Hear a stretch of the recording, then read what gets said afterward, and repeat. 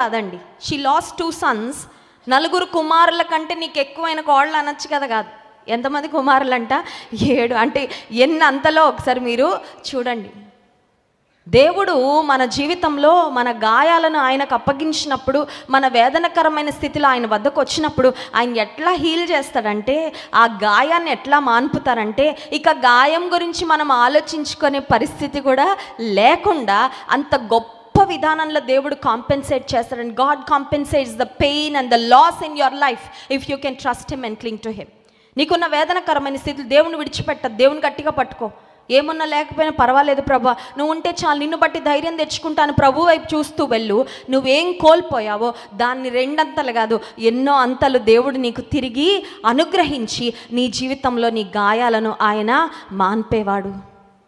మేము పరిచర్యలో ఉంటూ ఉంటాం కాబట్టి ఎక్కువ మందిని కలుస్తూ ఉంటాను. నాకు